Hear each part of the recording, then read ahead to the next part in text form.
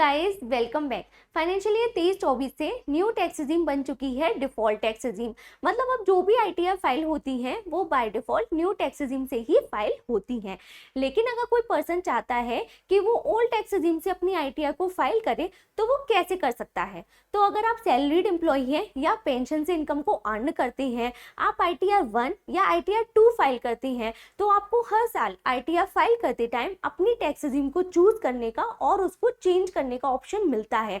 आप ITR file करते time अपनी टैक्स रिजीम को बहुत इजीली स्विच कर सकते हैं।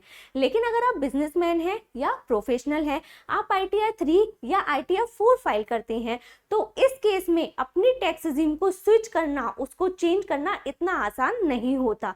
अगर किसी साल आपको लगता है कि ओल्ड टैक्स रिजीम आपके लिए ज्यादा बेनिफिशियल है, आप ओल्ड टैक्स रिजीम से अपनी आईटीआर को फाइल करना चाहते हैं, तो इस केस में आईटीआर फाइल करने की ड्यू डेट से पहले आपको फॉर्म 10 आईईए फाइल करना होता है। इस फॉर्म को फाइल करने के बाद उस साल और उसके आगे आने वाले जितने भी साल हैं, उन सालों में आप ओल्ड टैक्स रिजीम से ही अपनी आईटीआर को फाइल कर पाएंगे।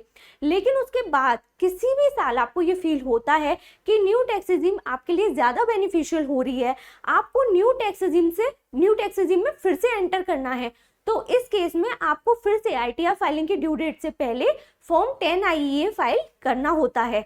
इस फॉर्म को फाइल करने के बाद उस साल और उसके आने वाले जितने भी साल हैं, उसमें आप न्यू टैक्स रिजीम से ही अपनी आईटीआर को फाइल कर पाएंगे। अब आप लाइफ में कभी भी ओल्ड टैक्स रिजीम को ऑप्ट नहीं कर पाएंगे। तो फॉर्म 10 आईईए कोई भी पर्सन, बिजनेसमैन या प्रोफेशनल, अपनी लाइफ में 2 बार ही फाइल कर सकता है।